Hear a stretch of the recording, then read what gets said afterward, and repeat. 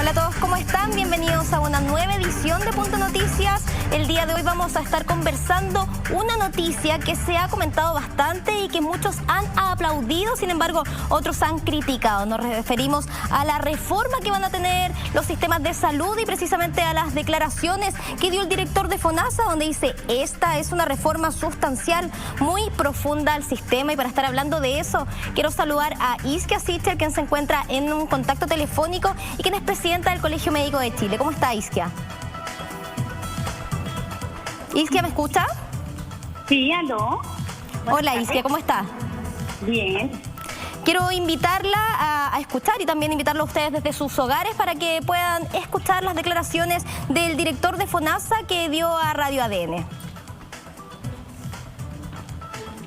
Tenemos un desperfecto técnico, estamos intentando de solucionarlo, pero también quiero saludar a algún invitado que se encuentra con nosotros en Punto Noticias, quien es Juan Ariel Zúñiga, psiquiatra. ¿Cómo está, Juan Ariel? Bien, aquí estamos, muy bien. Estamos muy contentos de poder tenerlo en el estudio. Gracias. Y también estar en un contacto con Isquia, quien es presidenta del Colegio Médico de Chile, y que ahora sí invito a que podamos escuchar las declaraciones del director de FONASA. Bueno, hay varias cosas, de hecho, Mauricio, nuevas en este anuncio. Esta es una reforma de verdad sustancial, muy profunda al sistema de FONASA y al rol que cumple FONASA. Lo primero es que FONASA se convierte en el seguro público de salud que tiene que, como responsabilidad, asegurar el otorgamiento de un plan de salud universal y sus garantías. Hoy día FONASA tiene ese rol solamente en el GES, y cuando uno mira las estadísticas del GES, siempre se habla de que hay algunas garantías retrasadas, se dice, ¿no? O lista de espera le llaman algunos también.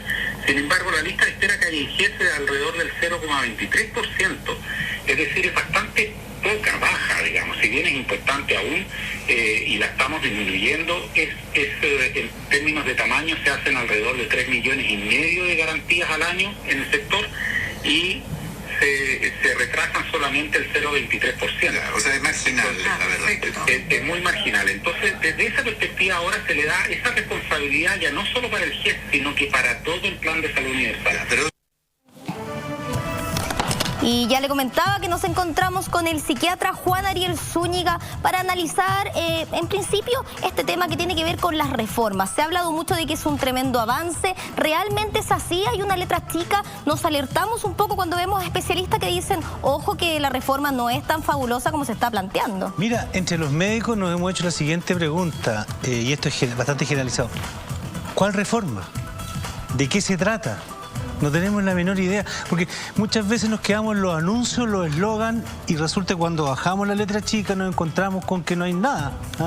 Por lo menos acá no hay ninguna ley despachada, como ha pasado en otros casos. Creo que creer que hay una solución mágica para el problema de salud no es cierto, menos si no se trabaja con las instancias triestamentales. No se trabaja con los médicos, no se trabaja con los pacientes, no se trabaja con los funcionarios de salud a elaborar realmente una reforma. Ahora, si estamos hablando de la distribución de las platas, puede que haya novedades en la redistribución de los dineros, pero que se distribuyan los dineros más a FONASA, quizá sería la noticia. Ahora, ¿qué va a pasar con eso? Dentro de los anuncios, al menos que se conocen, y acá los quiero plantear de manera textual, es el Plan Universal de Salud, menos tiempos de espera, bajar un poco esta gran espera que ha sido una de las mayores solicitudes pedidas en el área de salud, y reducción en el costo de medicamentos son al menos algunos de los objetivos. Isquia, ¿cómo lo reciben ustedes como colegio médico? ¿Realmente consideran que es una reforma que podría dar una solución real a las solicitudes que se pide por parte de la ciudadanía? Bueno, nosotros valoramos que el gobierno tome el tema de salud en la agenda social, porque evidentemente es uno de los temas más preocupantes dentro de estas movilizaciones, ha salido en las encuestas, pero lamentablemente vemos que el gobierno no está aprovechando una ventana de oportunidad que al parecer requiere profundizar mucho más estructuralmente cómo funciona el sistema de salud chileno, hacernos cargo de los temas más emblemáticos, como es la segregación, como son las limitaciones de acceso, como es la falta de solidaridad en el sistema. Es por eso que nosotros le hemos propuesto al gobierno, y hoy día lo conversamos con el ministro Blumen, y esperamos el día viernes llevarle este mensaje al presidente de la República de que hay que incluir por lo menos dos elementos. Uno, es avanzar hacia un seguro nacional de salud. De todas maneras, como país tenemos que dar ese paso. Llevamos desde el 90 a la fecha sendas comisiones y análisis que lo han dejado en evidencia que es necesario. Y en segundo punto, fortalecer fuertemente a los prestadores públicos con una definición clara. Evidentemente hay algunas medidas que ha propuesto el gobierno que pueden solucionar problemas de salud hoy día, pero debilitar la red asistencial o el funcionamiento de un sistema sanitario para solo comprar soluciones de algunas enfermedades, en realidad no está sustentado ni en base a la evidencia de los sistemas sanitarios que funcionan, ni tampoco es lo que desde el Colegio Médico de Chile esperamos que avancemos como país. Así que ojalá en los próximos días veamos una actitud mucho más abierta por parte del gobierno a poder tomar este desafío sanitario. Y es que uno de los mayores objetivos que se ha planteado con esta reforma ha sido exterminar las horas de espera, incluso estandarizarla en un máximo e incluso darle cabida al área digital para poder así terminar también con estas largas colas que sabemos que se hacían en la madrugada en centros asistenciales. ¿Usted realmente cree que se pueden terminar con la lista de esperas con esta reforma? Más que terminar con las listas de espera, uno puede definir plazos y avanzar en ir cumpliendo efectivamente en los plazos tal como lo tiene el GES, tener algún estándar un poco más transversal para las atenciones. Es decir, que para un tipo de enfermedad yo tengo un plazo plausible y no me muero esperando o en realidad nunca me atienden y tengo que buscar una atención fuera del sistema sanitario sin cobertura, pagando directamente. En ese sentido creemos que es un elemento positivo. Por eso hemos planteado hoy día que hay cosas muy rescatables de la propuesta, pero se queda absolutamente corta para el momento del país y esperamos que el gobierno entienda que no entra en conflicto con parte de los elementos planteados, pero sí hay que mantener la red y el fortalecimiento de los prestadores públicos. Y es que desde su punto de vista y también como presidenta del Colegio Médico de Chile, ¿cree usted que era hora de estandarizar, de controlar el alto costo de los medicamentos? ¿Cree usted que realmente está la solución o tiene que ver con una improvisación por parte de las autoridades considerando la contingencia nacional? Creo que efectivamente en Chile vivíamos en un libertinaje para el mercado de los fármacos, donde es un mercado bastante complejo, hay distintos elementos que estaban distorsionados desde el precio de quien elabora el medicamento, siendo los más costosos de la región, hasta los distintos procesos, incluyéndonos la participación que tenemos los médicos en la prescripción de algunos de estos fármacos. Posterior a eso tenemos un desafío hoy día que es que se sigue intentando transferir o tener descuentos o voucher a los pacientes manteniendo una compra directa. Ahí nosotros desde el colegio creemos que hay bastante más espacio para poder entender los fármacos dentro de la seguridad social de salud y encontrar mecanismos que nos puedan dar las mismas tecnologías para poder dotar de estos fármacos a la gran mayoría, como por ejemplo podría ser el reparto de domicilio directo desde Senabar. Pero el gobierno ha mantenido las propuestas de que sigan las cadenas de farmacias siendo los intermediarios y que los pacientes vayan a comprar, entendiendo que lo que ocurre con el dependiente de farmacia mantiene distorsiones del mercado con, por ejemplo, la propia disponibilidad de fármacos, donde hay farmacias que lisillanamente no tienen fármacos bioequivalentes o de alternativas más baratas. Y es que nos encontramos junto al doctor Juan Ariel Zúñiga, que es psiquiatra y que también quiere complementar, lo veo ahí. Hola, muy buenas tardes. Sí, bueno, tenemos serios problemas con los medicamentos. La verdad es que el que se utilicen las cadenas de farmacia para la provisión de medicamentos encarece el sistema de los remedios por lo menos un 30%. Entonces habría que sacarse ese tema de encima para poder abaratar el costo de los medicamentos. No sé qué opinas tú. Estamos bien de acuerdo que es la propuesta que de hecho ya está valorizada por FONASA, que es para poder hacer entrega directamente a los adultos mayores del sector público, la entrega de sus medicamentos crónicos directamente a sus domicilios. Eso libera también a los adultos mayores, muchas veces que tienen limitación de movimiento, de acudir a los centros de salud familiar o hospitalarios, y es simplificarles bastante la vida. Así también se pueden hacer extensivo a todos los pacientes crónicos, y estas son medidas que desafían al Estado a responder con dignidad a la atención de nuestros pacientes. Claro, eso daría bastante dignidad a nuestros pacientes, claramente, lo que dice Isquia es totalmente cierto. Ahora, Isquia, si estuviera en sus manos la posibilidad de incluir alguna medida en esta reforma de la cual tanto se ha hablado, ¿hay algo que usted agregaría o quizás cambiaría o de frentón quitaría porque cree que no es necesario y que hay otras prioridades en este tema? Primero, poner en el horizonte del desafío nacional avanzar hacia un seguro nacional de salud. Terminar con esta segregación odiosa y además que es bastante compleja porque la gente sana y joven está en ISAPRE, pero al momento de envejecer y enfermarse, la gran mayoría de ellos en la época de ser adultos mayores retornan al sector público. Eso no tiene mucha lógica. Y en segundo punto, tener una agenda muy clara de fortalecer las redes y los prestadores públicos. Si transitoriamente el país decide que hay que comprar soluciones a distintas clínicas o sector privado porque efectivamente no hay capacidad montada, yo creo que nadie se va a oponer porque hay que solucionar los problemas a los pacientes. Pero con un horizonte de que el día de mañana vamos a tener un sistema sanitario más robusto que también va a poder responder y no es una compra y no solo un negocio para algunos sectores, entendiendo que también existen bastante conflictos de interés dentro de la propia administración de salud del gobierno. Si eso está establecido, yo creo que hoy día, más que llegar a un punto estéril entre la pelea del gobierno con la oposición, podemos dar pasos sustantivos y responderle a la gente en sus necesidades reales. Y nosotros tenemos toda la voluntad como colegio de colaborar en eso, pero necesitamos una apertura por parte del gobierno y esperamos en los próximos días verla. Sobre todo considerando que son los médicos quienes hacen el nexo entre los gobiernos, las medidas que se plantean y también los pacientes que son quienes son los que piden este tipo de soluciones. Quien se refirió a este tema y también al plan universal del que tanto se ha hablado es el ministro Jaime Mañalich, quien dice: estamos creando un plan de salud universal idéntico en ambos. Pero creo que me acompañen a escuchar sus declaraciones, que son gentileza de ADN.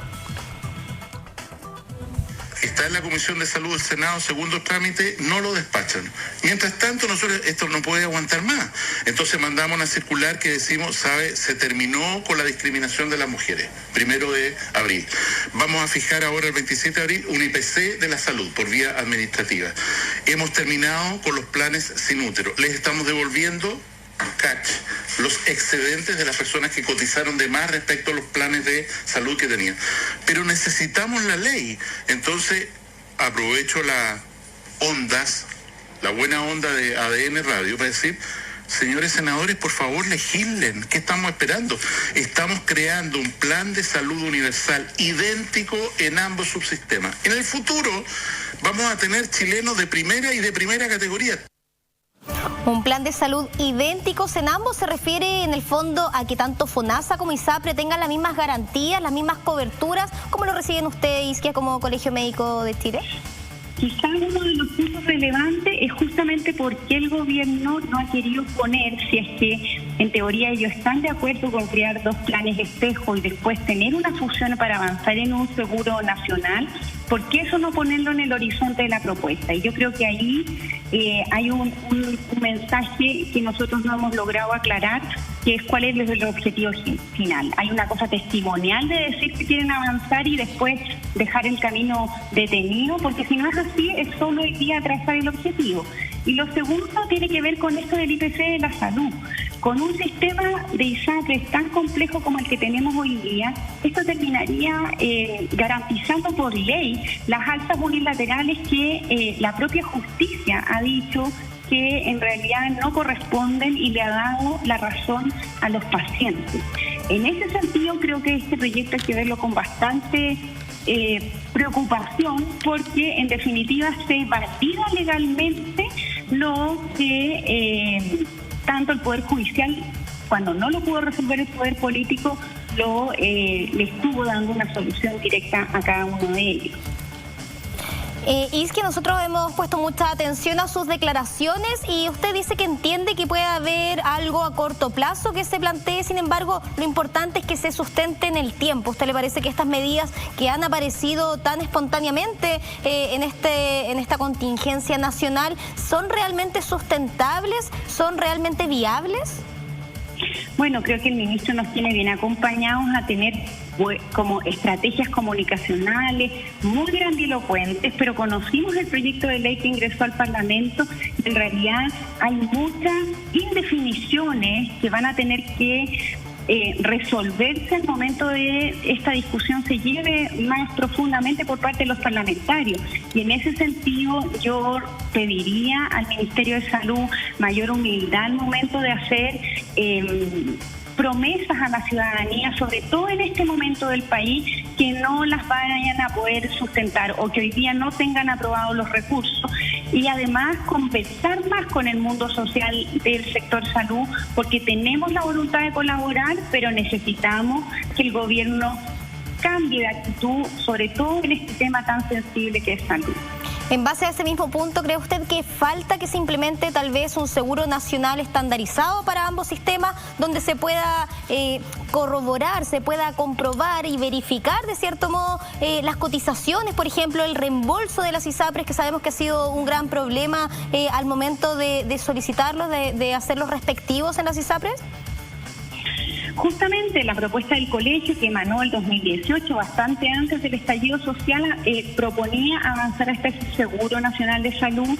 Es una propuesta que fue comentada por el propio ministro de Salud antes de ser ministro en ese entonces, y por lo mismo nosotros vamos a seguir promoviendo, no solo nosotros, sino que otros actores gremiales, otras organizaciones de pacientes, de usuarios, el mundo académico, también ha dicho, esta es una ventana de oportunidad que Chile no puede desaprovechar, sobre todo conociendo tantas comisiones que hemos tenido para poder abordar el tema con ISAPRE y que ninguna ha dado un paso sustantivo. Esperamos que este espacio que tiene el país nos permita el día de mañana pensar que vamos a darle realmente la solución a los pacientes. Para nosotros es algo que en realidad es, desde el punto de vista ético, nos sentimos comprometidos con invitar al gobierno activamente a dar un paso más allá. Claro, esperamos que estas reformas realmente traigan una solución concreta, más allá de un nombre pomposo y medidas que no se conocen bien cómo podrían llegar a sostenerse en el tiempo ni tampoco a funcionar. Quiero darle las gracias, Isquia, por su tiempo. Sabemos que tiene una agenda muy apretada, sobre todo en esta época, y la invitación está planteada para poder tenerla acá porque claramente la noticia va a ir evolucionando. Sí, justamente. Esperamos nosotros también, tal como lo ha hecho el ministro, poder conversar con la ciudadanía y transmitir que este mensaje que esperamos que hacernos cargo de la salud, prevenir las enfermedades, pero que esto llegue a cada uno de los ciudadanos del país sin estas diferencias odiosas que hemos mantenido tanto tiempo. Muchas gracias a ustedes y al colega que está allá en el estudio. Saludos, Isquia. Muchas gracias.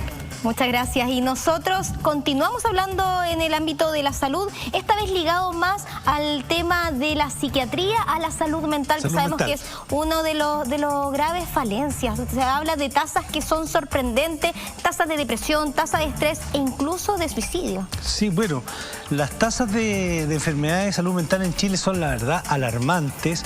Esto yo lo vengo diciendo por lo menos hace 5 años atrás.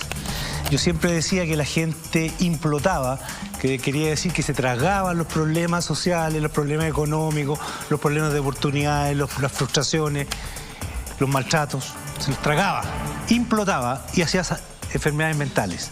Hasta que en un momento explotó y vino el estallido social. Era cosa de tiempo. Precisamente tenemos las tasas más altas de depresión, de ansiedad, de cuadros de ansiedad, ¿no? Tenemos las tasas más altas de consumo de drogas en adolescentes de toda la región. Tenemos las tasas de alcoholismo juvenil y de mujeres más altas del mundo. Y tenemos unas tasas de suicidio de adolescentes muy altas y creciendo la tasa de suicidio de viejitos. Sí, eso es un tema que va ligado a otras solicitudes. Pareciera que estos son problemas en cadena, pero que todos terminan por afectar la salud mental y desgraciadamente tampoco existen las garantías en un sistema para poder tratarlas. Quisiera preguntarle cómo funciona en FONASA y en las ISAPRES la cobertura en los problemas de salud mental. ¿Realmente se ha dejado de lado a este sistema público versus al otro que se ha mercantilizado según otros? Mire, afortunadamente existe lo que se llama el auge o la garantía explícita de salud, que corren tanto para la gente de FONASA como para la gente de ISAPRES, ¿ah? Y que afortunadamente vino a abaratar y los costos de un tratamiento muy caro y muy largo en el tiempo, como las depresiones, las enfermedades bipolares, etcétera. Pero abaratar ante un costo que sabemos que es tan elevado, de todas maneras deja un monto que es casi imposible de pagar, considerando el nivel de gastos que hay en una familia, considerando los bajos sueldos. Mira, es bastante pagable. La verdad es que el auge paga la mayoría de los medicamentos, paga la atención psiquiátrica y psicológica, es bastante útil. Eso es muy importante el transparentarlo, porque sí, hay personas que no conocen cómo funciona. Se habla mucho del tiempo de espera. Claro. ¿Cómo se accede a esto? ¿Qué pasa? En el sistema público, indudablemente que están colapsados, porque el 80% de la gente está en el sistema público de salud y solamente un 20% en el sistema privado de salud. Por lo tanto, el 80% de la patología en Chile la tienen que atender instituciones de salud. Y la salud mental tiene pocas instituciones, el hospital psiquiátrico, con los COSAM y pare contar. Entonces, por lo tanto, en los COSAM no hay especialistas, hay médicos generales que hacen lo que pueden. ¿Ah? No dan abasto. No dan abasto y esperan que un psiquiatra vaya una vez al mes y sería todo, a veces ni eso. El hospital psiquiátrico no da abasto, por lo tanto, se tiene que priorizar ahí el gasto. Doctor, desde ese punto de vista, ¿usted siente un abandono por parte del gobierno precisamente en esta área de la salud mental que sabemos que es tan fundamental? Yo creo que, siendo justo, no solamente de este gobierno, sino que de casi todos los gobiernos, de alguna manera. La salud mental, siempre yo he peleado por esto, es como el hermano más pobre de la medicina. Nos dejan en los últimos hospitales, nos tiran para Puente Alto, para Open Door, nos tiran para cualquier lado porque les damos como vergüenza. La salud mental ha ido... ¿Por qué se da eso? Porque el enfermo mental siempre ha sido discriminado.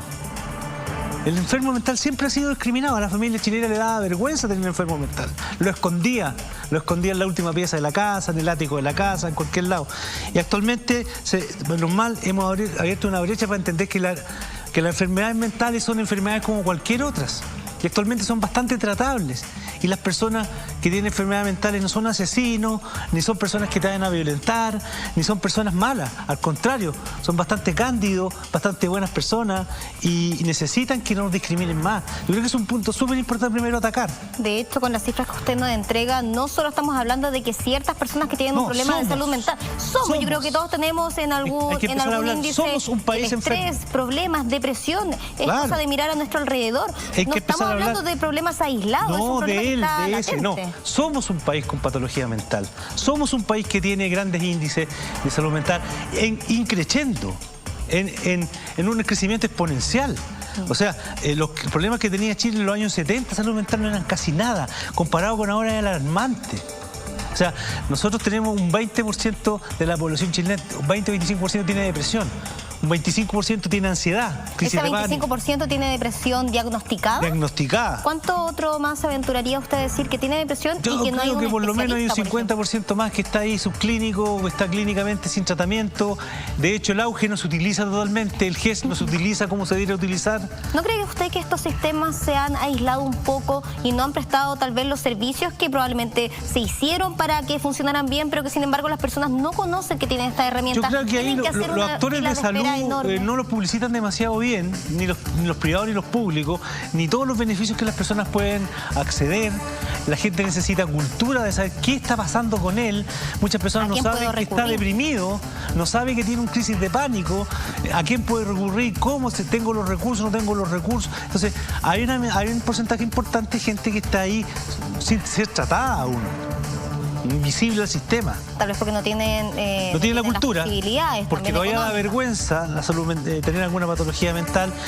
Esos son todos prejuicios que hay que ir descartando. Y tener la oportunidad de hablar en público, en el canal de televisión ahora, es muy importante para desmistificar esto. Si la dueña de casa está escuchando ahora, cualquier persona se va dando cuenta que esto es una enfermedad como cualquier otra, que tiene muchas veces tratamiento bien efectivo y que puede salir adelante y ser incorporado a la sociedad como una persona útil y decente. Por supuesto, y por eso para nosotros es tan importante también tenerlo acá. Usted nos comenta la inmensa cantidad de personas que tenemos estrés diario, que tienen depresión, que tienen problemas de salud mental reales y que no se están llevando a cabo con un tratamiento. Sin embargo, en contraposición a eso, ¿está la cantidad adecuada de profesionales especializados? No. Usted me comentaba anteriormente que no, pero ¿cuál es el motivo? Porque no se forman la cantidad suficiente de psiquiatras en Chile, porque no hay suficientes especialistas en casi todas las especialidades. no solamente en psiquiatría.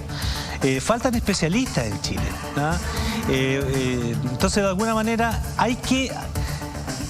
Cuando se habla de hacer reformas me parece súper bien, me parece que a lo mejor las intenciones están, pero ¿en qué se pone el énfasis? Eso es lo importante. Hay que darle énfasis a las instituciones, a los prestadores públicos de salud.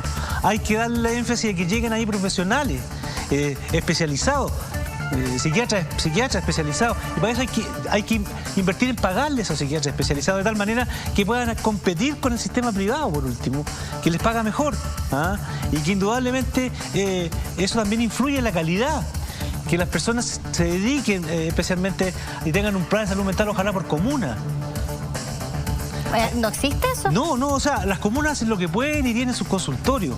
Cada comuna hace lo que puede. Aquí todo el mundo hace lo que puede. Pero estamos viviendo como una especie de catre de campaña, como una especie de carpa de campaña, en medio de una guerra llena de balazos y haciendo lo que podamos.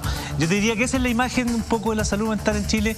Estamos haciendo lo que podemos, un poquito apurados, tratando de ordenarlo lo mejor posible. Y eso que la psiquiatría chilena es de las mejores de Latinoamérica. Doctor, para tratar de darle un vuelco un poco más esperanzador a este tema, ¿cómo cree usted que se podría mejorar la calidad ante cualquier enfermedad mental? En primer lugar, aumentar la cantidad de psiquiatras que existe.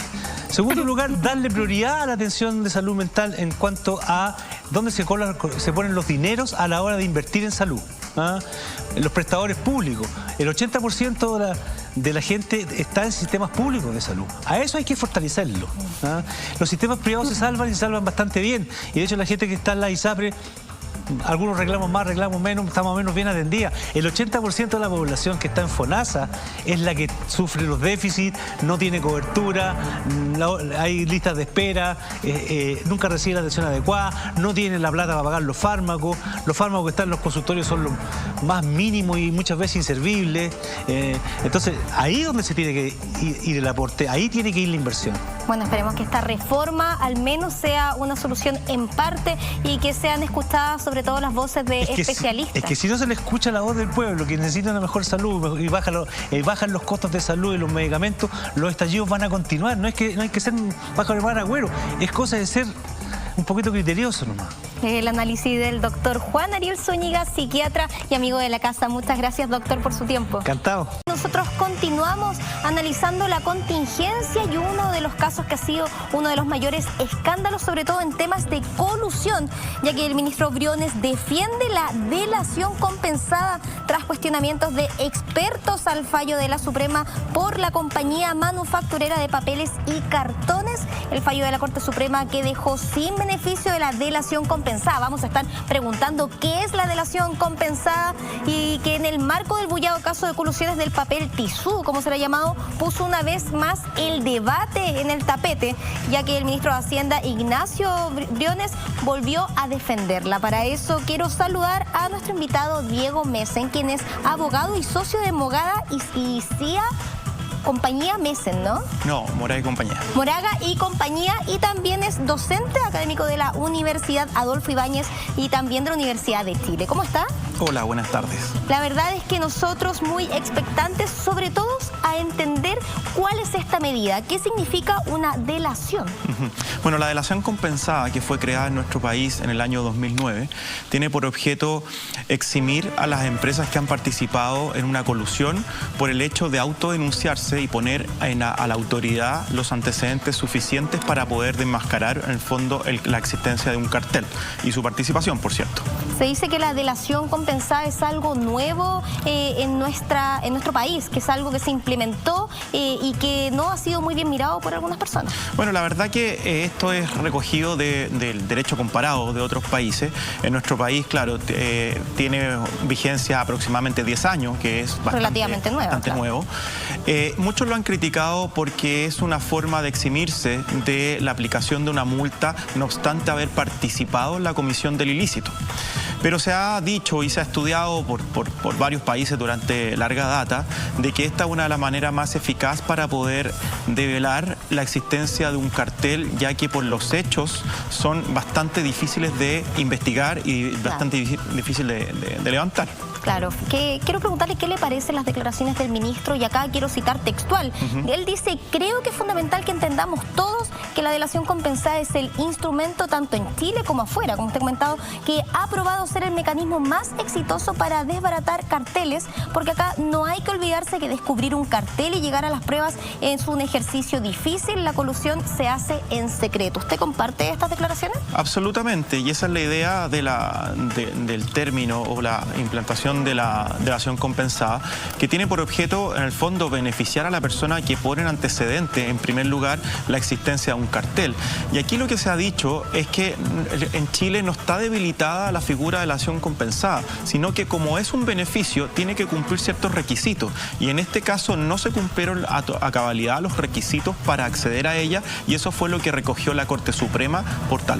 Ahora, para entender concretamente, la delación compensada quiere decir que las empresas que estuvieron involucradas en esta colusión van a tener que pagar un costo monetario, quiere decir que van a tener pena de cárcel, como incluso se pidió en algún momento. ¿Cuál es real la pena que van a tener cada uno de ellos por estar involucrado en esto? La colusión hoy en día, luego de la reforma de hace un par de años, efectivamente tiene penas de cárceles. Pero lo que pasó con el papel higiénico son conductas que se observaron a principios del año 2000. Por lo tanto, no se puede aplicar la penalidad privativa de libertad a esas conductas que fueron observadas hace larga data. Por lo tanto, solo quedaba aplicar las multas que hoy fueron aplicadas. ¿Qué es lo que ocurre? No obstante haber participado las empresas en la colusión, se puede eximir de la sanción aquella que haya autodenunciado, y esa es la figura de delación compensada que en un principio se aplicó en favor de la papelera. Pero posteriormente la Corte Suprema revocó esa decisión. Había consideración a que no cumplía con todo y cada uno de los requisitos para acceder a la delación compensada. ¿Cuál era?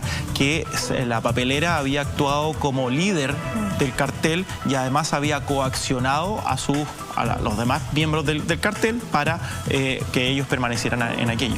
Diego, ¿usted está de acuerdo con la resolución que dictaminó el máximo tribunal ante esta compleja colusión, este complejo cartel que se desbarató? Por todos los antecedentes que recoge el fallo, que efectivamente hubo una manipulación constante por un largo periodo por parte de la papelera, sí, yo estoy absolutamente de acuerdo con lo que dictamina la Corte Suprema en ese sentido, y creo que no se aplicaba el beneficio de delación compensada para el caso de esta empresa. Ahora, ha sido un dictamen sumamente cuestionado, no tanto en redes sociales, sino que también por especialistas. ¿Cree usted que la delación compensada en sí podría tal vez descartarse para próximos carteles, próximas colusiones que se tengan que dictaminar? Sí, lo que pasa es que muchas personas han opinado sin estar bien informadas, porque piensan que no se aplicó la delación compensada sin ningún argumento. Pero parece que no han leído el fallo, en el sentido a darse cuenta de que que la delación compensada existe como institución, no ha sido tocada y no ha sido vulnerada como tal, como mucha gente lo ha señalado, sino que no se han cumplido los requisitos simplemente para haber accedido a ella. ¿Cuál es? Que la empresa líder, en este caso, haya coaccionado a otras para estar formando este cartel. Por lo tanto, muchos de los beneficios que se establecen en la ley, la mayoría, tienen que tener ciertos requisitos, y este es un ejemplo más, y por lo cual no encuentro cabida a los ecos de que no existiría o estaría vulnerada la delación compensada. ¿A usted le parece que es algo justo? A mí me parece que es un fallo acertado, bastante estudiado y con un criterio que, según lo que se puede leer de la extensión del fallo, ha sido de manera correcta. Mucho se habla que en este tipo de casos que son tan bullados, que tienen tanta repercusión mediática, se intenta crear precedentes. ¿Cree usted realmente que se puede buscar tras esta medida que otros carteles no se vuelvan a desarrollar?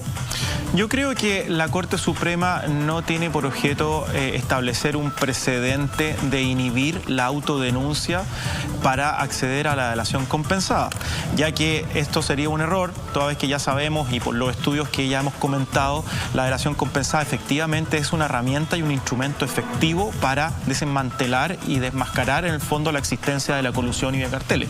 Por lo tanto, no creo que la intención de la Corte Suprema haya sido esa. Para mí, e insisto, hay un estudio bien acabado de la normativa y la interpretación es la correcta de acuerdo a los requisitos de beneficio que establece la ley. Perfecto. Ahora, para entender en qué proceso nos encontramos, ¿viene algún nuevo dictamen? ¿Acá se terminó? ¿Se van a regularizar ciertas penas para los involucrados? ¿Qué es lo que tenemos que esperar en cuanto a esta noticia?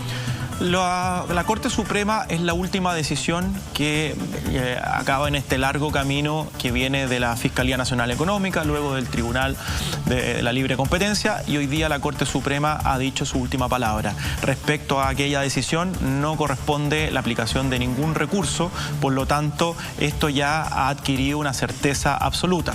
Y la certeza absoluta que se ha adquirido es que ambas empresas que han actuado en este cartel se aplica una multa bastante cuantiosa, que es aproximadamente un poquito más de 15 millones de dólares para cada una. Estamos conversando con el abogado Diego Mesen. Quiero agradecerle por su tiempo y quedaremos atentos porque claramente este tema va a tener repercusiones. Por supuesto. Muchas gracias. Gracias a ustedes. Y nosotros nos vamos a una breve pausa comercial y al regreso Paz.Noticias.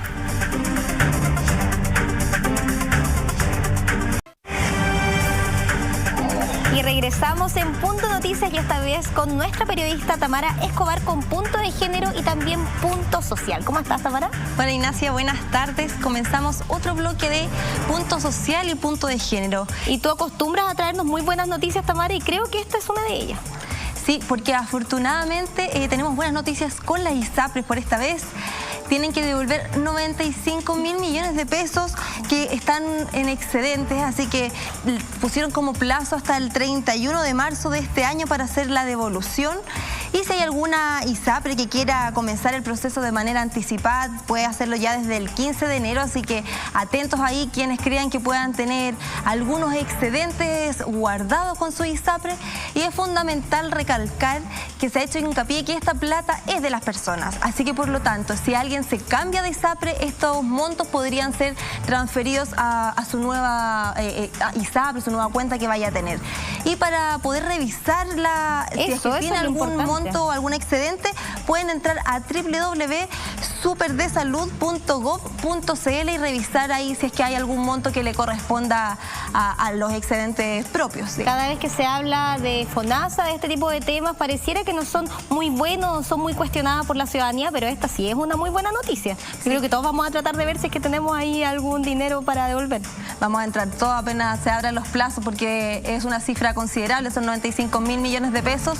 Y entre por ejemplo, las ISAPRES que tienen más excedentes son Colmena y Vida 3 sería una de las que tiene menor excesos que devolver, que están alrededor de los 4 millones de pesos. Perfecto. ¿Y cuáles son los plazos para poder ver la devolución de estos dineros por parte de las ISAPRES? Como tope, como fecha máximo, se planteó que fuera el 31 de marzo de este año. Y si hay, como decía, si hay alguna que quiere anticipar el proceso, ya desde el 15 de enero ya lo puede empezar a gestionar, digamos. Una muy buena noticia, entonces, y cambiamos radicalmente de tema a un accidente que ha sido realmente lamentable y que se trata de un avión que cayó, era un avión ucraniano, pero ¿dónde se siniestró, Tamara? Sí, un avión ucraniano que se siniestró en Teherán de Irán, con 176 pasajeros a bordo, entre los que incluye también la tripulación. Así que es una noticia bastante lamentable porque de manera inmediata se anunció que no habían sobrevivientes de este accidente aéreo. Es un Boeing 737 ucraniano, como digo, que fue en la capital, digamos, de Irán, que incluso se han estado barajando algunas hipótesis que en un comienzo, por ejemplo, se había descartado el tema de algún atentado, ya sabemos por los problemas también que tiene Irán y Estados Unidos. Sin embargo, las autoridades dieron marcha atrás a ese descarte que habían hecho en un comienzo y no quieren dejar nada afuera para que todo se esté evaluando, porque por supuesto es una noticia que está en desarrollo. Sin embargo, a pesar de estar en desarrollo, me imagino que ya hay ciertas hipótesis de qué puede haber pasado. ¿Se tiene alguna idea de cuál puede haber sido el desperfecto? Mira, como es una noticia en desarrollo, no hay nada todavía que sea una información certera que se pueda afirmar de qué fue lo que sucedió. Sin embargo, ya hay algunas hipótesis, como tú bien dices, que podrían ser algunas fallas en los motores. Se muestran también con unos monitoreos que hubo de por medio que podría haber habido un incendio en uno de los motores también del avión. Así que son causas que por supuesto van a estar en investigación a través de diferentes monitoreos. También, como te explico, se ve que el avión pierde velocidad muy rápido y comienza a descender solo a minutos de haber despegado de su lugar de origen. Una lamentable noticia y que esperamos se pueda determinar cuál fue la causa para sobre todo estos 176 pasajeros que lamentablemente resultaron sin vida. Regresamos al plano local y con una noticia que ha sido sumamente comentada. El agua como bien de uso público es rechazado, al menos como el proyecto que se presentaba, Tamara. Sí, claro, es muy comentada y además también muy cuestionada por parte de, en realidad es un rechazo generalizado, porque en el fondo se rechaza en la Cámara de Senadores con 24 votos a favor y 12 en contra, pero se necesitaban 29, al menos 29 votos para poder aprobar este proceso de tramitación de que el agua fuese un bien público. Sin embargo, como ya menciono, se rechazó y el agua sigue estando privatizada, que es un tema que constantemente se está comentando. Chile es el único país con agua privatizada y lo que se quería lograr con esto en el fondo era poder regular el proceso y que si en algún momento habían empresas que tuviesen el agua fuese por periodos cortos, incluso teniendo de repente que hasta pagar para poder acceder al agua, que es un bien en el fondo que debiese ser público, no estar privatizado. Pero como ya menciono, fue una medida que fue rechazada. A pesar de haber contado con mayoría al momento de votar. Claro, porque tendría que por lo menos haber contado con 29 votos a favor y no se contó, no hubo ese máximo, hubo solamente 24, así que no fue suficiente, no alcanzó para ser una medida aprobada. Pero se espera que por lo menos en abril, si es que hubiese proceso de constitución, si es que se pudiese ver, finalmente sea incluida este tema de la privatización del agua, digo. Sin duda alguna, sobre todo en medio de la crisis hídrica que preocupa a todo el mundo, no solo a nuestro país. Cambiamos de tema para otra noticia que también ha sido sumamente cuestionada, conversada en redes sociales, que tiene que ver con el boicot, como lo llamaron algunos, a esta rendición de la PSU, y es la ministra Cubillos quien alza la voz y dice que los responsables del boicot deberán asumir responsabilidades penales y civiles.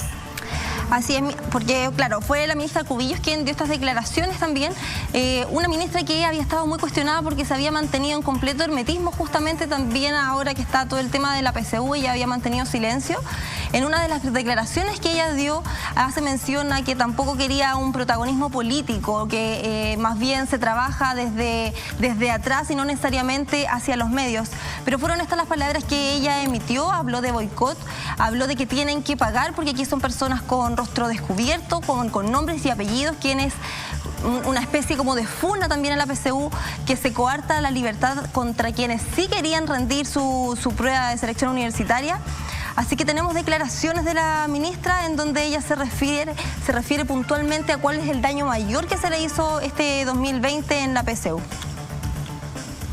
Grave que hubo en esta PSU y el que afectó al mayor número de estudiantes fue el tema de la filtración de la prueba de historia que ocurrió ayer, y eso sí que corre, por así decirlo, por un camino completamente diferente el que haya una filtración de esa magnitud, porque pone en duda la fe pública de un sistema de admisión o de una prueba de admisión, y ahí es tremendamente importante y le hemos pedido al DEMRE y estamos muy conformes que ellos han dicho que van a pedir también a Fiscalía que haga una completa investigación. Nosotros necesitamos saber cuanto antes que se ha hecho una investigación transparente para conocer y llegar a los responsables de esta filtración. Es algo que nunca había ocurrido en la historia de la PSU. No sé la historia, entiendo que es inédito, pero es de una gravedad extrema, es un delito y por lo tanto acá tiene que haber una investigación clara por parte de Fiscalía, por parte del DEMRE, todas las auditorías, para saber dónde se incumplieron, si es que así fue y esa fue la causa de determinados protocolos y quiénes son él o los responsables de la filtración, que es lo que causó el mayor daño ayer a los estudiantes de la PSU. Bueno, Ignacia, ya escuchábamos justamente las declaraciones de la ministra Cubillos, quien habla de un hecho grave, que este proceso con la prueba de historia fue uno de los más fuertes, por así decirlo, pero hay otras declaraciones también de la ministra en donde se refiere justamente de este boicot y las consecuencias que tienen que tener quienes resultaran responsables de todo el proceso como de boicot de la prueba de selección universitaria. Así que también nos podemos escuchar. Y hoy día lo que creo que es tremendamente importante para que no se vuelvan a producir hechos como este es que haya consecuencias frente a los hechos como este. O sea, yo creo que en ningún país del mundo puede un joven que llama a la violencia, porque llamar a impedir ejercer el derecho de un número importante de jóvenes es un llamado a la violencia, quede sin consecuencias y sin tener que ejercer sus responsabilidades judiciales. Por lo tanto, aquí el llamado de la Fiscalía y a los tribunales de justicia que tienen jóvenes a cara descubierta, con nombre y apellido, que actuaron para boicotear un proceso, que actuaron para violentar a jóvenes que tenían el legítimo derecho a dar la PSU. Bueno, ahí escuchábamos de nuevo las declaraciones de la ministra Cubillo, quien habla de que tienen que haber sanciones para quienes resultan responsables. Y tenemos otro tema también con un productor estadounidense, un conocido productor estadounidense, hablamos de Harvey Weinstein, quien el lunes compareció en un tribunal de Nueva York porque recordemos que él está vinculado, está siendo sindicado como responsable de casos de violación, acoso sexual y agresión sexual.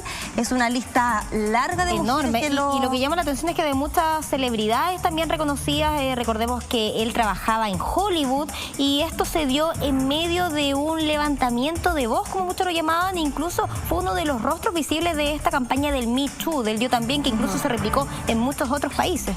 Sí, claro, son 85 mujeres las que están acusando solamente de acoso, porque hay otra lista que suma 13 mujeres en las que se habla de violación. O sea, es bastante amplia la lista, y en las mujeres de acoso se encuentran incluso mujeres como Angelina Jolie o Salma Hayek. Así que son personajes, y bueno, son los personajes reconocidos, pero también hay mujeres que se mantienen quizá un poco más en el anonimato, o de repente secretarias incluso que han trabajado con este personaje, que han tenido la desafortuna de encontrarse con este hombre. Y es la tarde del martes que se retoma este proceso y se suman 2 nuevos casos a esta lista. Dos casos que son del 2013, 2 mujeres en hechos aislados que también están acusando acoso y violación por parte de este productor estadounidense. Acá estamos hablando de un depredador sexual en caso de que se corroboren toda esta larga lista de denuncias. Sí, lo más terrible es que él en su defensa dice que todos estos hechos de algún encuentro íntimo fueron consensuados, por lo tanto él en ningún momento, no se declara en ningún momento culpable, y de alguna forma le baja un poco el perfil a las situaciones, lo que a mi parecer por lo menos lo hace aún más grave, porque no está tomando conciencia de ningún tipo. De encontrarse culpable podría incluso arriesgar a pena de cadena perpetua. Algo que es realmente grave e inaceptable, como lo es, por ejemplo, que un festival de música no incluya a mujeres en su line-up, en su escenario. Sí, inaceptable, y más inaceptable aún porque tienen una ley de por medio. Esto ocurre en Jujuy, en Argentina, cuando el año pasado, a finales de diciembre del año pasado, se aprobó una ley que debe sí o sí incluir a mujeres en festivales musicales, al menos en su 30% de la parrilla que haya musical, claro, cosa que no se está cumpliendo. Vemos ahí los anuncios en donde no figuran, inclusive si de repente tienen algún personaje femenino que pueda ser partícipe de estos festivales, no los nombran en sus afiches, o sea, pasa absolutamente desapercibido. Y esto es inaceptable porque, como ya te menciono, hay una ley de por medio, y segundo, porque las mujeres están exigiendo, ellas tienen los mismos derechos, por supuesto, que sus colegas en la industria musical. Y el mismo talento también. Sí, por supuesto, y en enero y febrero que hay festivales en Argentina, por ejemplo, no se está contabilizada en ninguna parte de su participación. Entonces ellas lo que están exigiendo en este momento es que se haga valer la ley, que es la ley 27.539 para ser exactos, y que se haga valer, que se respete, que incluso se analicen estos festivales, y ellas inclusive están dispuestas a exponer, a prestar su música para que sea escuchada, y que se vayan incluyendo de a poco en estos festivales, porque del 30% que debiese haber de participación femenina no se ve en ninguna parte. Tamara, ¿cuál es el argumento que presentan los organizadores para simplemente excluir a toda la participación femenina en su participación de escenario? Mira, más bien no hay como una respuesta concreta. Sin embargo, son las autoridades justamente de Jujuy quienes están con las chicas, digamos, de distintas organizaciones. Ellos están dispuestos a hacer valer y quieren sentarse a conversar con ellas porque es realmente inaceptable que esto esté sucediendo. Como te señalo, de repente en algunos festivales tienen participación femenina, pero no las incluyen de manera visible, por lo menos en sus afiches, no por lo menos para el conocimiento público del evento. Claro, algo que sin duda alguna tiene que hacerse valer, como tú decías, sobre todo si hay una ley que lo ampara. Hablando de temas que son polémicos y también ligados a temas de género, diputados aprueban una comisión investigadora por violaciones militares en Haití. Este es un caso gravísimo, Tamara, que se destapó hace solo un par de semanas y que realmente muestra, en caso de ser verdad, una realidad tremenda que se vivió por parte de compatriotas. Es tremendo, Ignacia, y tremendo. Mira, hoy día podemos decir, afortunadamente, va a existir una comisión que pueda investigar estos hechos, si es que fueron o no fueron así tal como se están contando. Sin embargo, hasta por lo menos la mañana, la tarde de ayer, era un hecho realmente lamentable porque esta comisión se había creado, por lo menos en la Cámara, y no había sido aprobada por falta de quórum, lo que era bastante lamentable. Se tuvo que repetir el proceso porque... Y cuestionable también, porque alguien no querría que se envíe una comisión investigadora, exacto, en el fondo para saber si es que son reales o no las denuncias, que de ser así son realmente graves. ¿Cuál podría ser un motivo para no querer que se investiguen hechos de esta magnitud? Sin embargo, después de todo lo que ocurrió, después de todo lo polémico que fue, se hizo una segunda junta y la comisión aprobó que se investigaran estos hechos con 83 votos a favor, 3 en contra y 30 de abstinencia, lo que también es bastante preocupante. Sí, 30 de abstinencia. Así que va a comenzar este proceso de investigación y de confirmarse todo lo grave que se está diciendo, se está denunciando.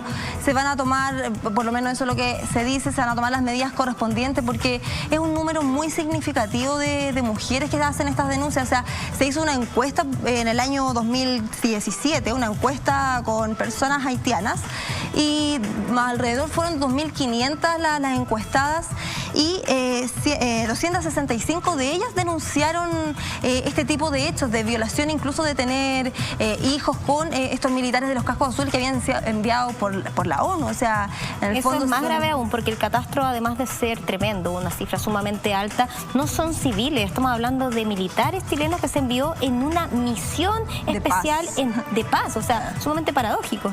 Sí, bueno, en ningún caso sería más alentador si fuesen... menos casos. Claro, ni menos casos, ni que fuese otro tipo de persona, pero sí le da una cuota de importancia, justamente como tú dices, que sean militares enviados por la ONU, Organización de Naciones Unidas, en un hecho de paz, militares representando a nuestro país y que ocurra este tipo de hechos inaceptables. Un hecho que afortunadamente se va a investigar y que por supuesto nosotros vamos a estar informando acá en Punto Noticias. Cambiamos radicalmente de tema con una noticia que no es tan buena, tiene que ver con violencia de género y la primera víctima que se sitúa en Barcelona. Sí, y en este caso es, no sé si aún más lamentable, pero son 2 víctimas en Barcelona, que es una madre de 28 años y su hija de tan solo 3. Es terrible el caso que presentamos porque incluso se habla de que el principal sospechoso sería la expareja de esta mujer y padre de la menor. Según lo que se ha estado investigando, esta pareja estaría en proceso de divorcio desde diciembre del año pasado y fueron los vecinos quienes alertaron a los mozos, como se llama la policía en Barcelona. Fueron ellos quienes llegaron hasta la propiedad y encontraron ahí bueno, lamentablemente estas 2 personas fallecidas y el agresor autoagredido. Para intentar incriminar, tratar de desviar un poco la atención, tratar de decir que es una violencia no solo de él hacia su mujer y su hija, sino que fue algo recíproco. Mira, es una situación que todavía está en proceso de investigación. El hombre fue internado fuera de riesgo vital, pero él se había autoinfligido heridas, así que es un hecho que se está también investigando. Pero claro, pues ya hemos sido testigos de estas situaciones con anterioridad y que ellos también se infringen heridas como para tener una prueba quizás un poco de defensa con toda la situación, el panorama que se presenta. Algo que empeora incluso más los hechos. Sí, claro, y además que consideremos que... insisto, no le quita la gravedad, sin embargo, que haya sido el padre de la menor, encuentro que de verdad... Lo hace aún más inhumano. Se habla también de que muchas de estas personas que cometen este tipo de actos tan tremendos lo hacen para dilatar así los procesos de investigación, para no irse directamente a un centro de reclusión, por ejemplo. Sí, bueno, se hacen análisis, de muchos también se hacen análisis psicológicos, los que, como tú mencionas, no son llevados a prisión, sino que puede ser que sean derivados a centros de salud mental o para también dilatar los procesos de investigación como señalabas y que en el fondo tardar o dejar quizás que la situación vaya decantando. Lamentablemente también sabemos que no todos estos casos terminan con una sanción como quisiéramos, así que es un proceso que tiene que terminar, tiene que culminar con su investigación y es de esperar que se tomen las medidas correspondientes. Absolutamente. Y cambiamos de tema y nos vamos a México porque son justamente las mujeres mexicanas quienes han tenido una fuerte voz de lucha en distintos temas que respectan al género y esta vez tiene que ver con el aborto libre y seguro. El aborto libre y seguro, Inés, y como también lo hemos visto en ediciones anteriores, ya las tesis con Un violador en tu camino han sido adaptadas, fueron las mexicanas esta vez quienes modificaron. Hace pocos días veíamos la versión cubana con la represión y hoy son las mexicanas quienes lo adoptan hacia el aborto libre. Fueron alrededor de 12 mujeres, un grupo de 12 mujeres con pañoletas verdes, quienes se manifestaron justamente en las afueras de la Catedral Metropolitana. Y de todas las edades veíamos. De todas las edades, sí, justamente manifestándose para que se haga extenso en todo México, porque justamente es la capital quien sí tiene derecho al aborto libre y seguro, que es lo más importante, pero no está extendido en todo el territorio. Entonces la manifestación más bien va por ese camino, que tengan todos los estados, municipios también la posibilidad de un aborto libre y seguro, en el que se vele también por la vida de la mujer, porque sabemos que muchos de estos casos donde se hace la ilegalidad termina con consecuencias fatales. Así que son ellas quienes adoptan esta canción, la canción nacional ya prácticamente de exportación.